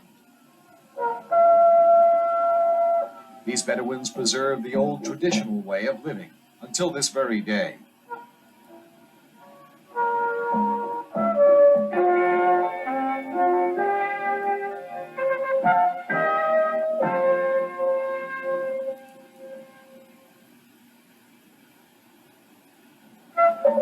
Jerusalem, the first Jewish suburb outside the walls of the Old City, is built at the initiative of Sir Moses Montefiore. Modern Jerusalem is thus born. It soon grows larger than the Old City.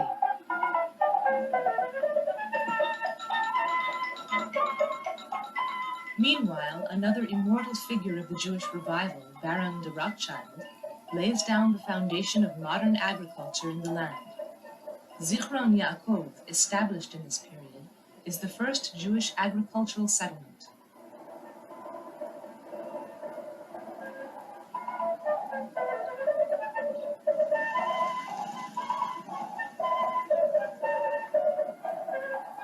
Rishon LeZion is another such settlement. Pioneers draw the strength to keep on working in the faith that the state of the Jews will indeed become a reality, as Theodor Herzl has envisaged.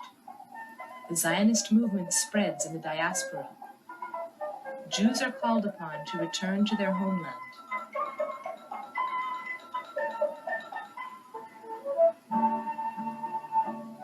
World War I, the land which is still ruled by the Turks, is in the throes of war.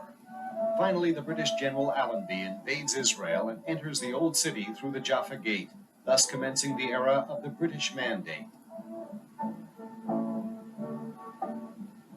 In the land of Israel, the Jewish people came into being.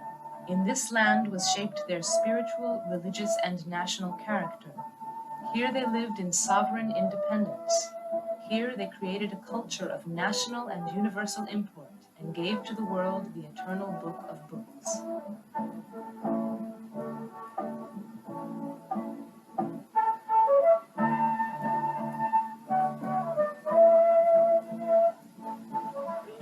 The Declaration of Independence was proclaimed by the leader of Israel, David Ben-Gurion, who later became its first prime minister.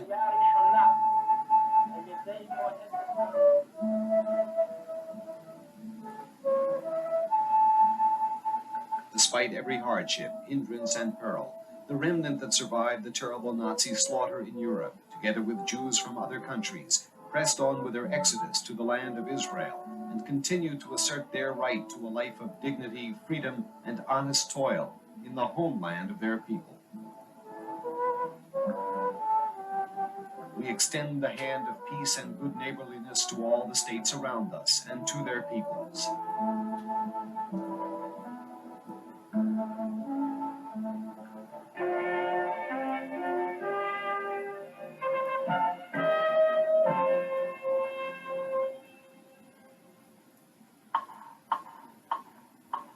A day after declaring independence, war breaks out.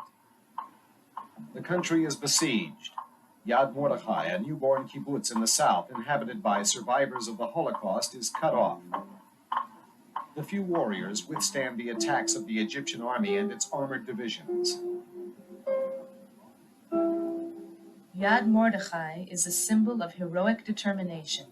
A state is born.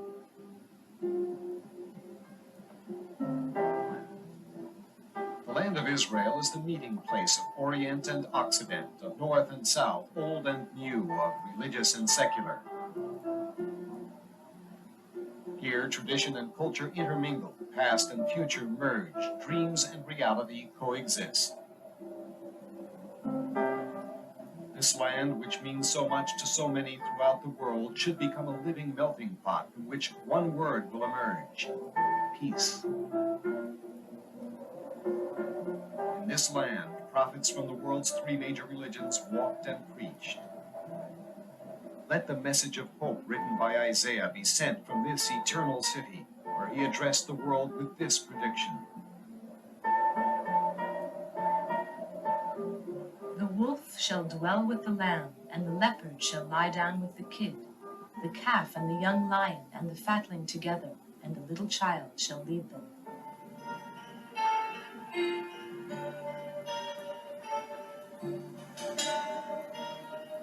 The Holy Land, yearning for peace, fulfilling the visions of Jesus Christ, his disciples, and the prophets. And there shall come forth a rod out of the stem of Jesse, and a branch shall grow out of his roots. And the Spirit of the Lord shall rest upon him, the Spirit of wisdom and understanding, the Spirit of counsel and might, the Spirit of knowledge and of the fear of the Lord. And shall make him of quick understanding in the fear of the Lord. And he shall not judge after the sight of his eyes, neither reprove after the hearing of his ears. But with righteousness shall he judge the poor, and reprove with equity for the meek of the earth. And he shall smite the earth with the rod of his mouth, and with the breath of his lips shall he slay the wicked. And righteousness shall be the girdle of his loins, and faithfulness the girdle of his reins.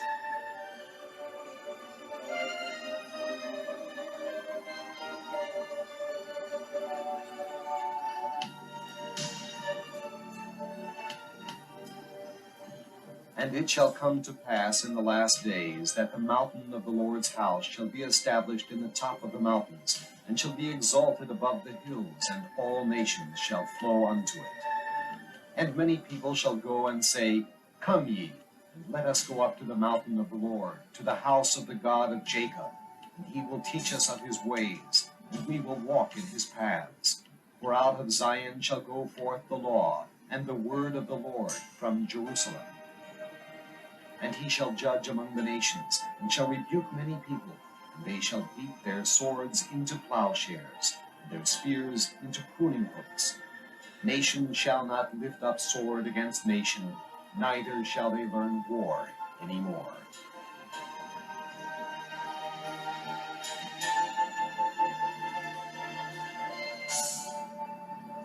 And I saw a new heaven and a new earth, for the first heaven and the first earth were passed away, and there was no more sea. And I saw the holy city, New Jerusalem, coming down from God out of heaven, prepared as a bride adorned for her husband. And I heard a great voice out of heaven, saying, Behold, the tabernacle of God is with men, and he will dwell with them, and they shall be his people, and God himself shall be with them, and be their God. And God shall wipe away all tears from their eyes, and there shall be no more death, neither sorrow nor crying, neither shall there be any more pain, for the former things are passed away. And he that sat upon the throne said, Behold, I make all things new. And he said unto me, Write, for these words are true and faithful. And he said unto me, It is done. I am Alpha and Omega, the beginning and the end. I will give unto him that is athirst of the fountain of the water of life freely. He that overcometh shall inherit all things, and I will be his God, and he shall be my son.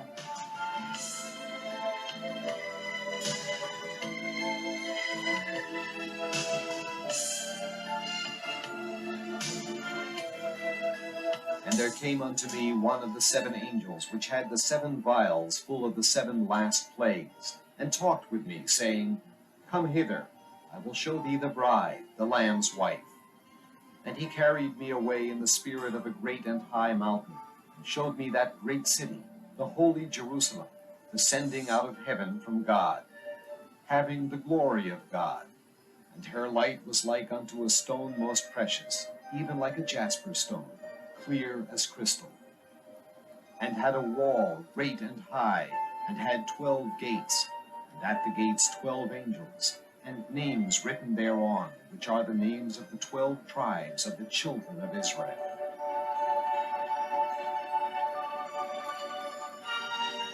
And I saw no temple therein, for the Lord God Almighty and the Lamb are the temple of it. And the city had no need of the sun, neither of the moon to shine in it, for the glory of God did lighten it, and the Lamb is that light thereof. And the nations of them which are saved shall walk in the light of it, and the kings of the earth do bring their glory and honor into it. And the gates of it shall not be shut at all by day, for there shall be no night there, and they shall bring the glory and honor of the nations into it. And there shall in no way enter into it anything that defileth, neither whatsoever worketh abomination or maketh a lie, but they which are written in the Lamb's book of life.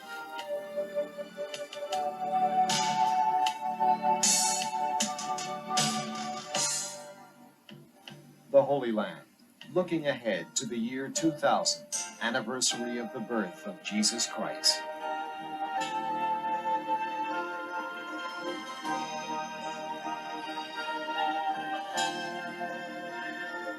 The holy places where Jesus and his disciples and the prophets trod.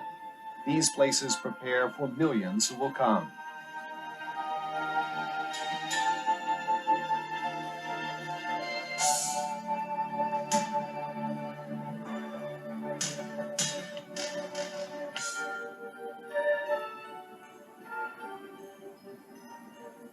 The year 2000 will be marked by major celebrations, by marches and festivals in Nazareth, around the Sea of Galilee and the River Jordan, in Bethlehem, Jericho, and Jerusalem.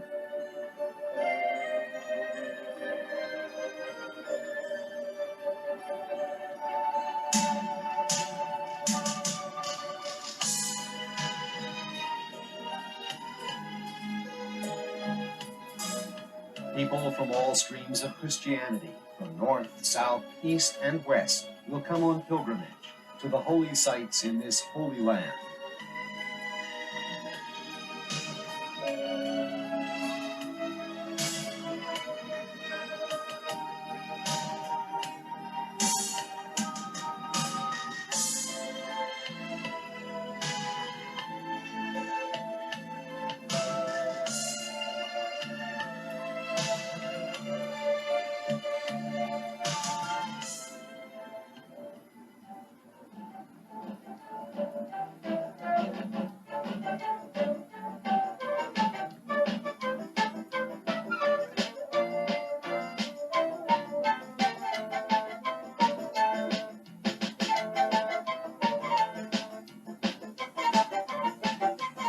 After nearly 2,000 years of exile, the land again resounds with the voices of the sons of Israel.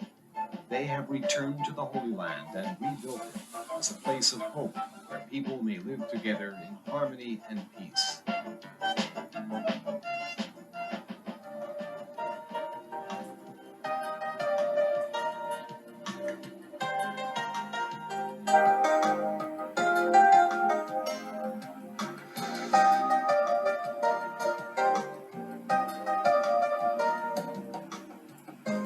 The Sea of Galilee, where tourists come for recreation to relax and enjoy themselves between pilgrimages to the holy sites. Mount Hermon, above the Sea of Galilee, where the visitor can take a break for skiing.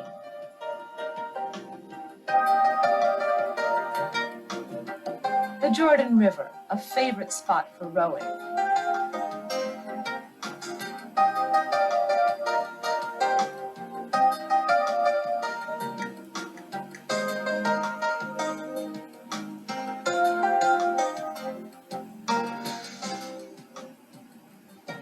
Touring by jeep and on foot, retracing the footsteps of Jesus and his disciples, visiting the sites of the holy places.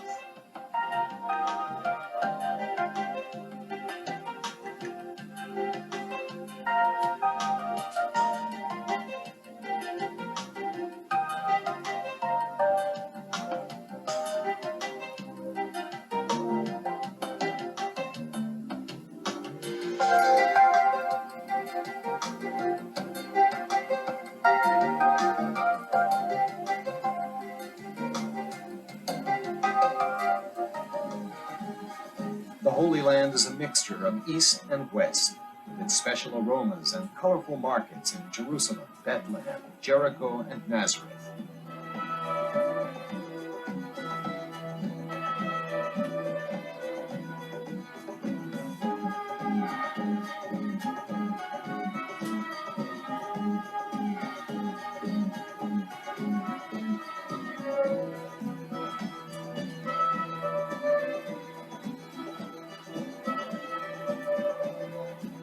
All kinds of beautiful jewelry,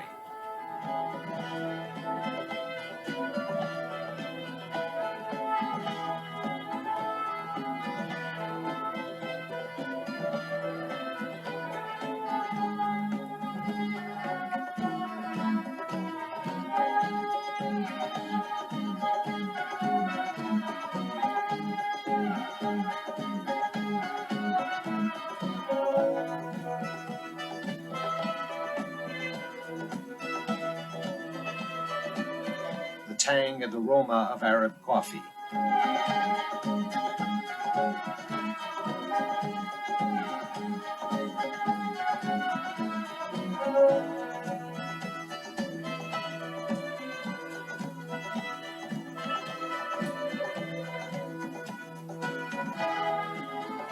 Tasty Middle Eastern food.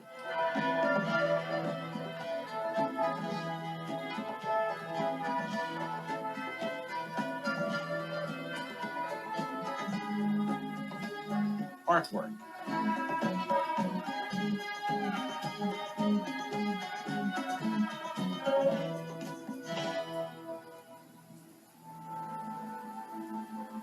Wooden religious sculptures made from real olive wood.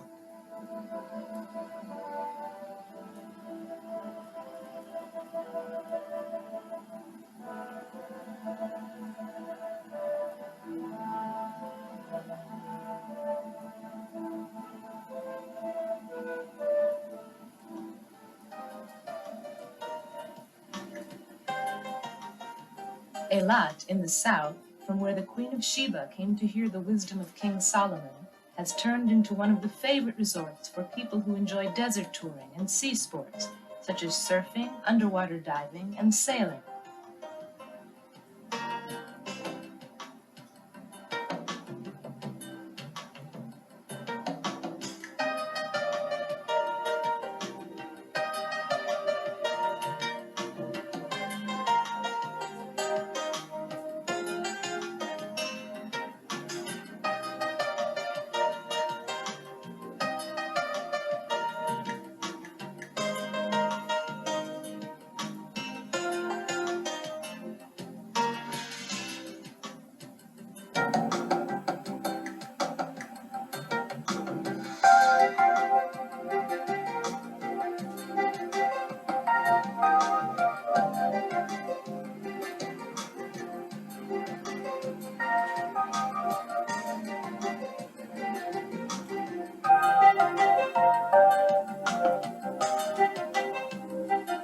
Tel Aviv, the largest city in Israel, its commercial center.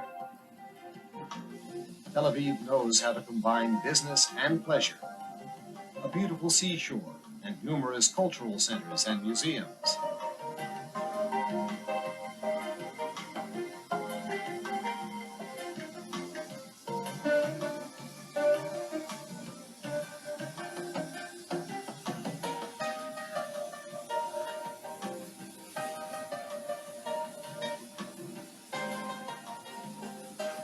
Haifa, capital of the north, dazzling by day, sparkling by night. Haifa is alive with sun and sand, cool mountain breezes, and deep forest trails.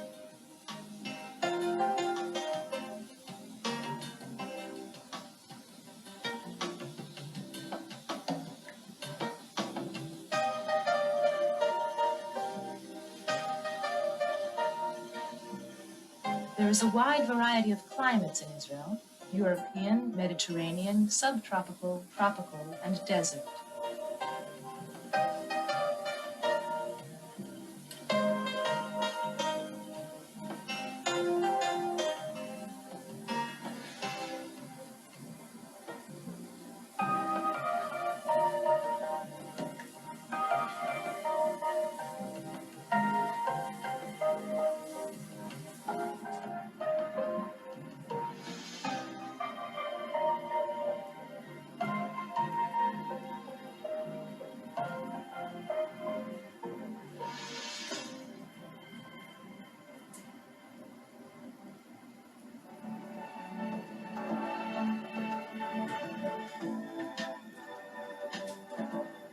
Modern Israel has become a world center of innovative industry in a wide range of highly advanced technologies: defense,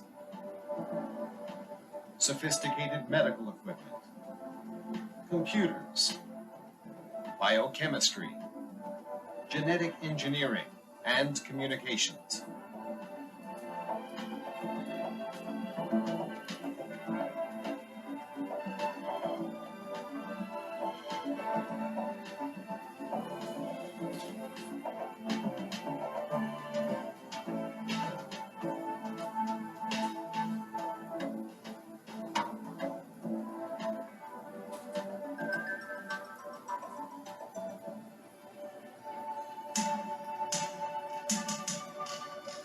original jewelry, both ancient and modern in style.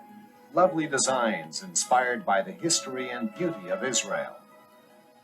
Jerusalem the Golden will be reborn as a world center of spiritual values, wisdom, and belief, as foreseen by the prophets, and Jesus Christ and his disciples.